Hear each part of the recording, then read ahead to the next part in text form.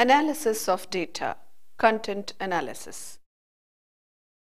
Content analysis is a research tool used to determine the presence of certain words or concepts within texts or sets of text.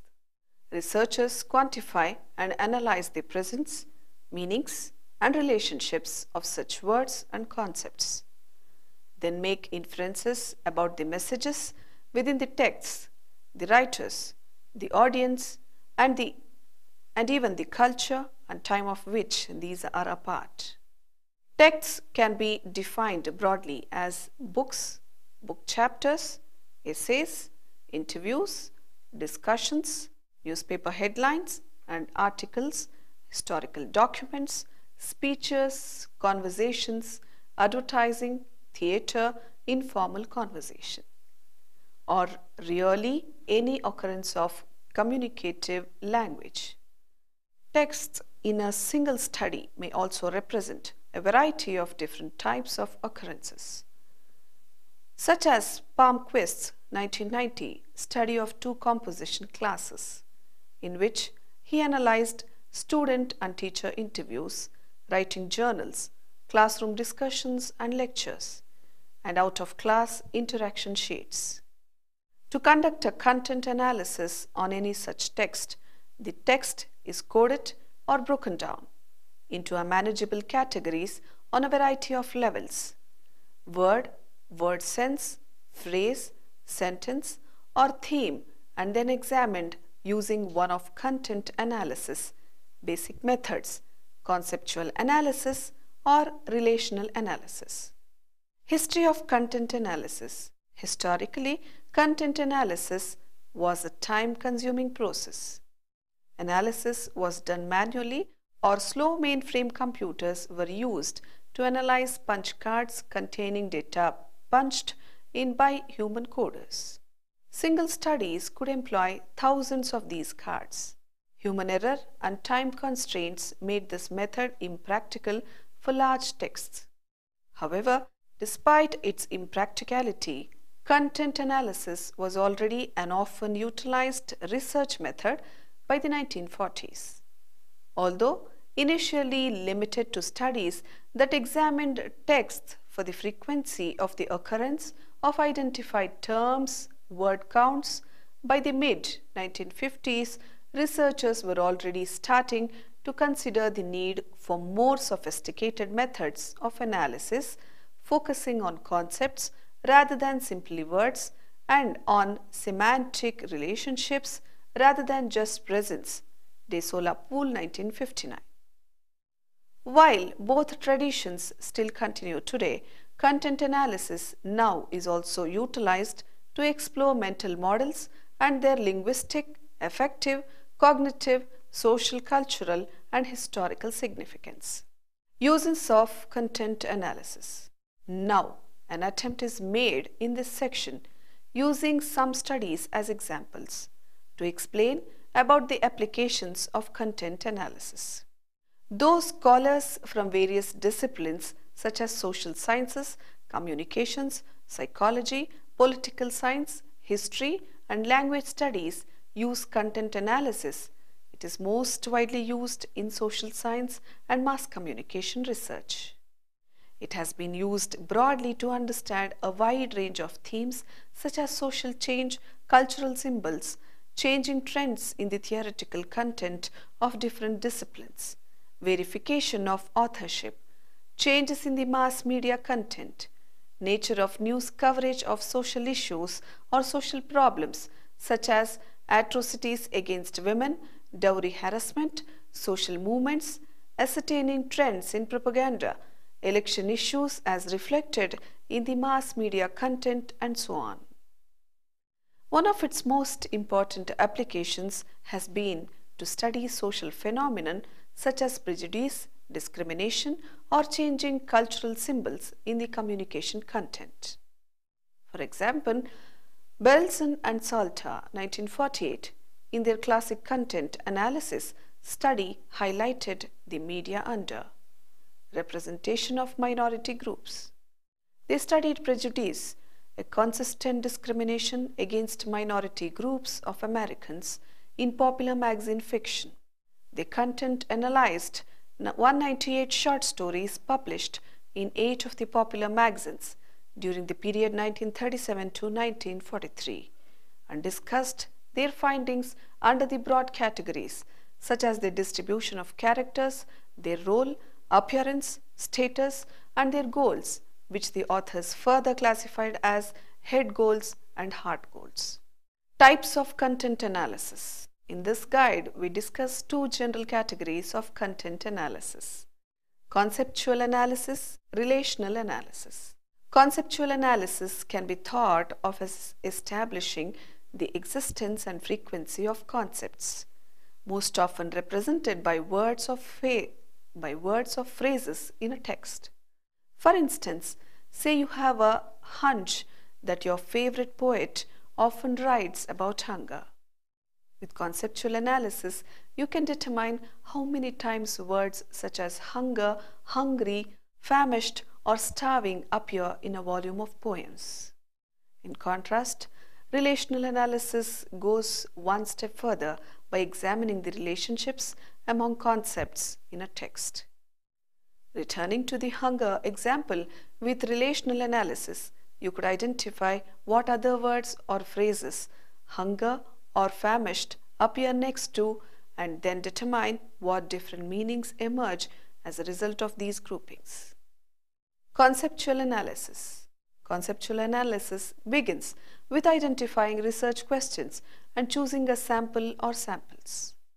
Once chosen, the text must be coded into manageable content categories.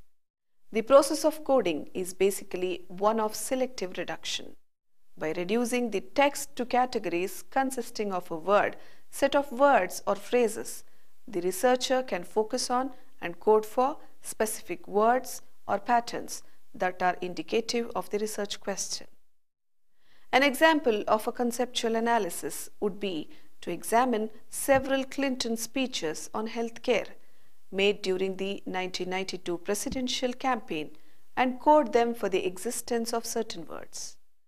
In looking at these speeches, the research question might involve examining the number of positive words used to describe Clinton's proposed plan and the number of negative words used to describe the current status of healthcare in America.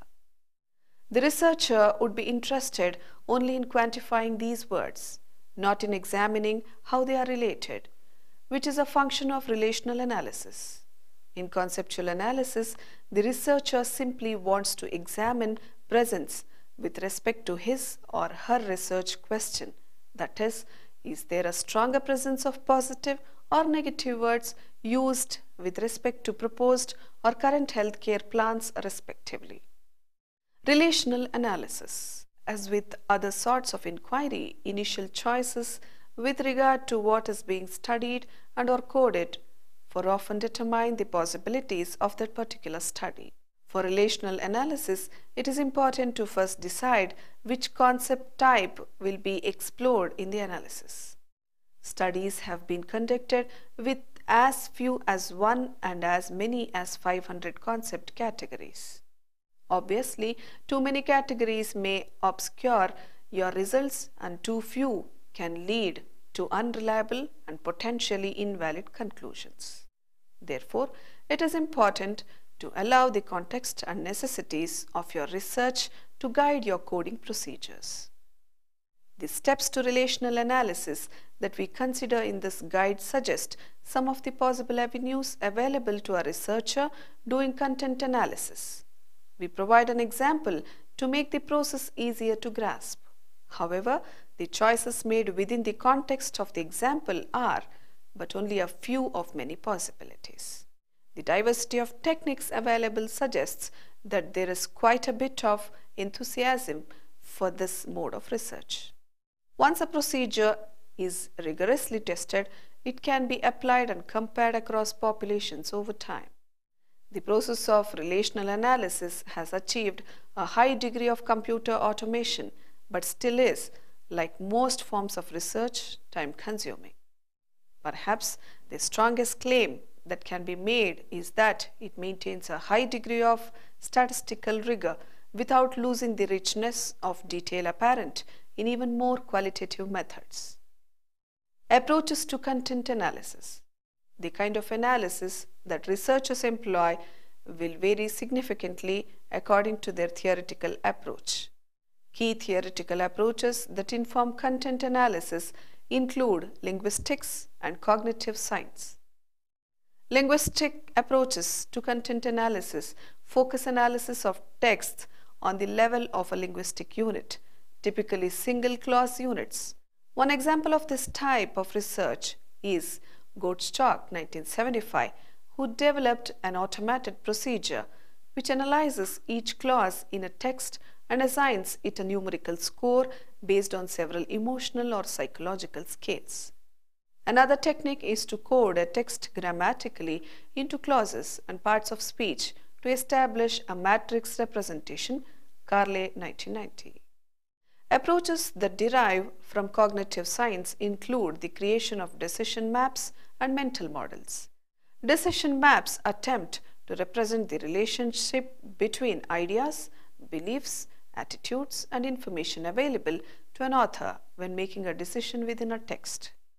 These relationships can be represented as logical, inferential, causal, sequential, and mathematical relationships.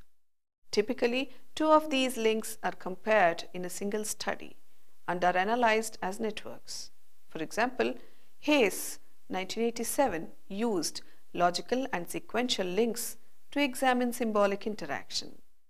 This methodology is thought of as a more generalized cognitive mapping technique rather than the more specific mental models approach. Mental models are groups or networks of interrelated concepts that are thought to reflect conscious or subconscious perceptions of reality. According to cognitive scientists, internal mental structures are created as people draw inferences and gather information about the world. Mental models are a more specific approach to mapping because beyond extraction and comparison, because they can be numerically and graphically analyzed. Such models rely heavily on the use of computers to help analyze and construct mapping representations. Typically, studies based on this approach follow 5 general steps: identifying concepts, defining relationship types, coding the text on the basis of 1 and 2, coding the statements, graphically displaying and numerically analyzing the resulting maps. To create the model, a researcher converts a text into a map of concepts and relations. The map is then analyzed on the level of concepts and statements, where a statement consists of 2 concepts and their relationship. Carle, 1990, asserts that this makes possible the comparison of a wide variety of maps, representing multiple sources, implicit and explicit information, as well as socially shared cognitions. Content analysis, issues of reliability and validity. The issues of reliability and validity are concurrent with those addressed in other research methods. The reliability of a content analysis study refers to its stability, or the tendency for coders to consistently recode the same data in the same way or over a period of time.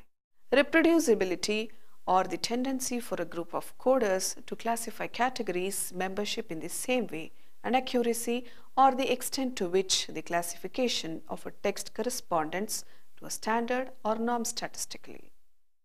Gottschalk, 1995, points out that the issue of reliability may be further complicated by the inescapably human nature of researchers.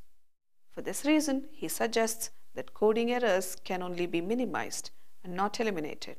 He shoots for 80% as an acceptable margin for reliability.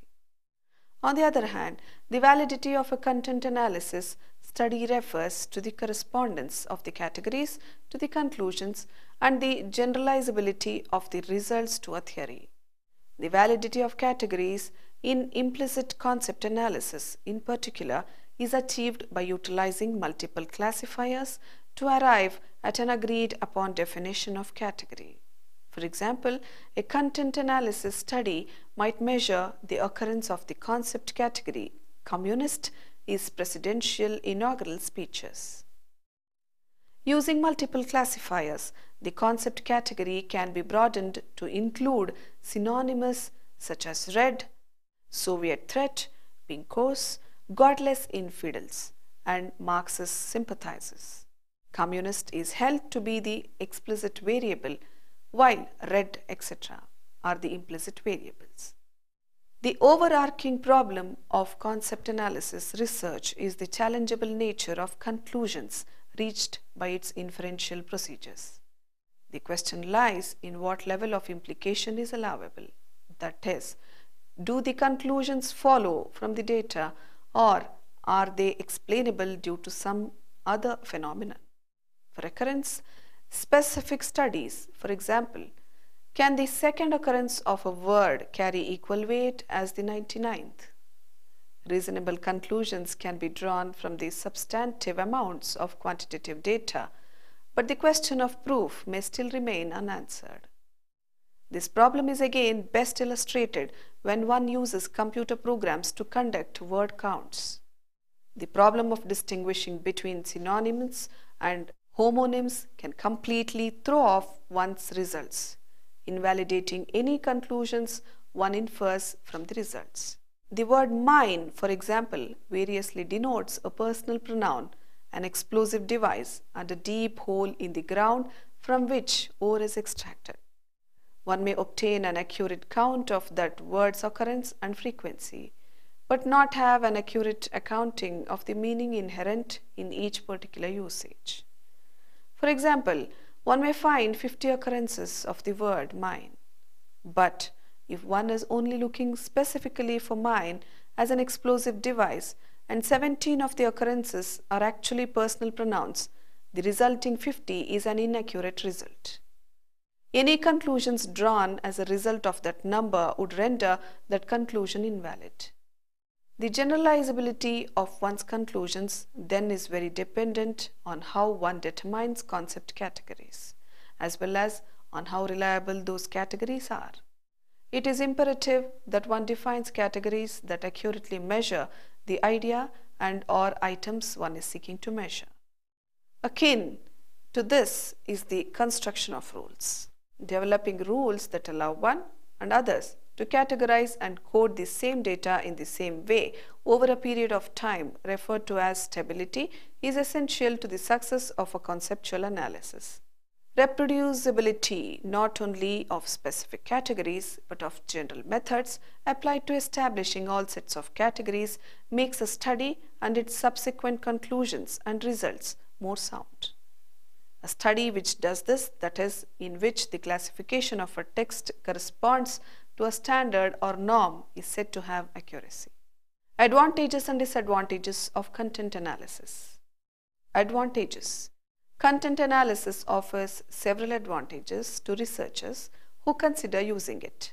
In particular, content analysis looks directly at communication via texts and transcripts, and hence gets at the central aspect of social interaction, can allow for both quantitative and qualitative operations, can provide valuable historical, cultural insights over time through analysis of texts, allows a closeness to text which can alternate between specific categories and relationships, and also statistically analyzes the coded form of the text, can be used to interpret texts for purposes such as the development of expert system, since knowledge and rules can both be coded in terms of explicit statements about the relationships among concepts, is an unobtrusive means of analyzing interactions, provides insight into complex models of human thought and language use. Disadvantages. Content analysis suffers from several disadvantages, both theoretical and procedural.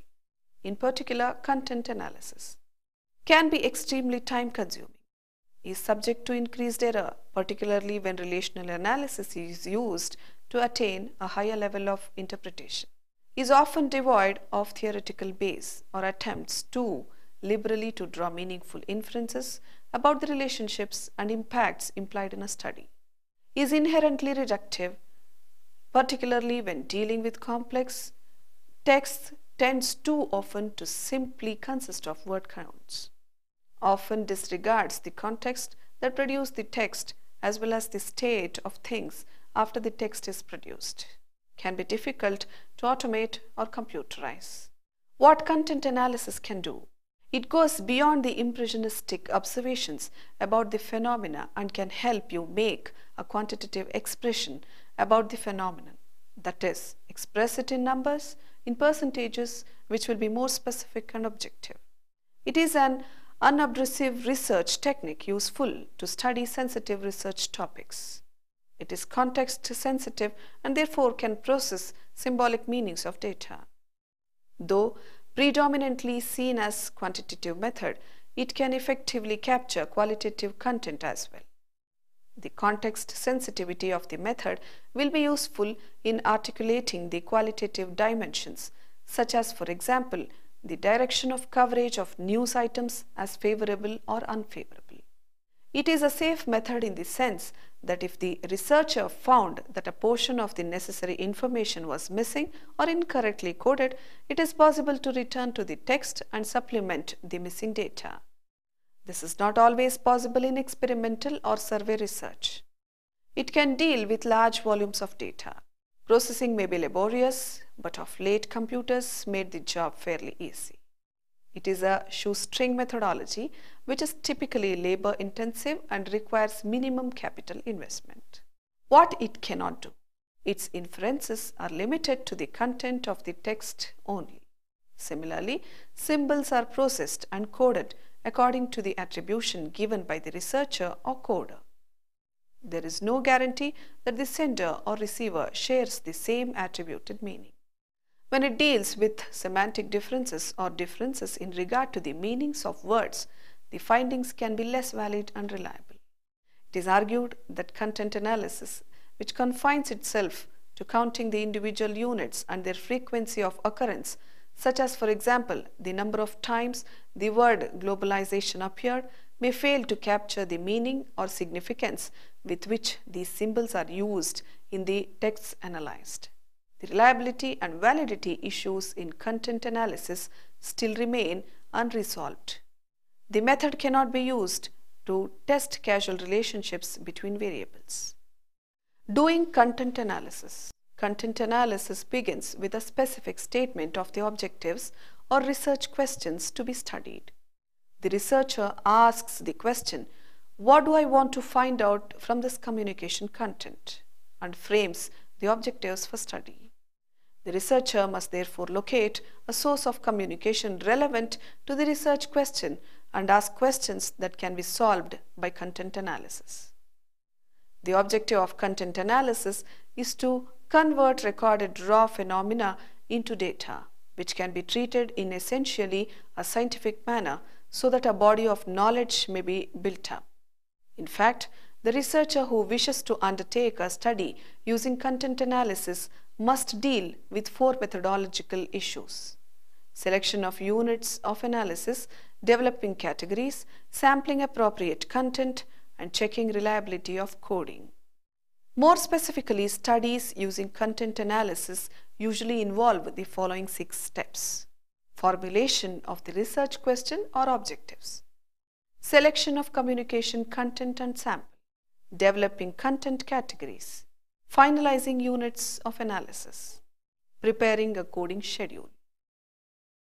To sum up, content analysis is a useful research technique for analyzing large bodies of text. It offers objective guidelines in the coding of the text and to draw inferences from the data. It helps in the coding of the text according to systematic and objective rules and in drawing inferences from the data. A successful content analysis study is the outcome of a series of good decisions.